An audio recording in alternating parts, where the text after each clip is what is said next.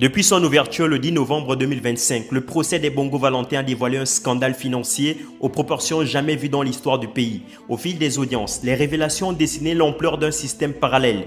4 402 milliards de francs CFA de détournement présumé, selon les estimations judiciaires, et jusqu'à 4 917 milliards de francs CFA, selon plusieurs sources médiatiques. Une somme presque équivalente au budget national 2024. Les jours précédents ont été marqués par des témoignages clés.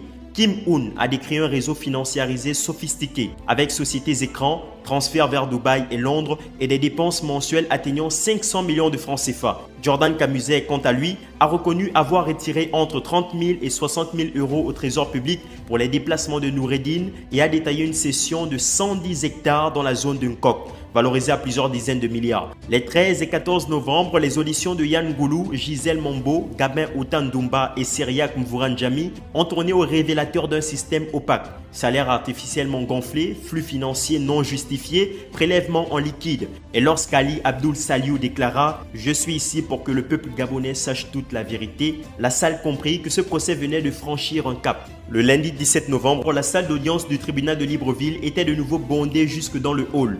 Dès l'appel des 10 prévenus à la barre, une tension palpable s'est installée. Puis le procureur général a entamé un réquisitoire long et dense. Il a évoqué les avoirs des prévenus. Patrimoine incomplet, justificatif absent, flux financiers inexpliqués. Certains noms cités durant les débats pourraient, selon lui, être convoqués ultérieurement, dont des personnalités publiques et des responsables bancaires. À la fin de son réquisitoire, le procureur général a demandé des acquittements pour Gisèle Yolande Mambo, Steve Ndego Dieko, des condamnations requises pour Yann Goulou, 15 ans plus 50 millions de francs CFA, Ali Saliou, 10 ans plus 75 millions de francs CFA, Osseni Ossa Mohamed, 10 ans plus 75 millions de francs CFA, Jesse Ella Ekoga, 5 ans plus 25 millions de francs CFA, Kim Un, 4 ans plus 15 millions de francs CFA, Otan Dumba Gabin, 3 ans plus 10 millions de francs CFA, Jordan Camuset, 3 ans avec sursis plus 6 millions de francs CFA, Seriak Mvouranjami, 2 ans plus 5 millions de francs CFA. Il a également requis la confiscation intégrale des biens financiers, matériels, avoirs bancaires et entreprises appartenant à Ali Abdoul Saliou,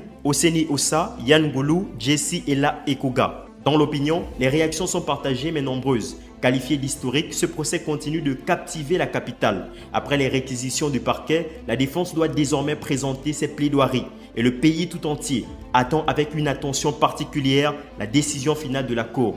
Après plusieurs heures de délibération, la Cour a fait son retour en salle à 5h50 du matin ce mardi 18 novembre. À 7h pile précise, le verdict est tombé, un verdict qualifié d'historique. Jesse Ella Ekoga, 10 ans de réclusion criminelle dont 7 ans avec sursis, plus 25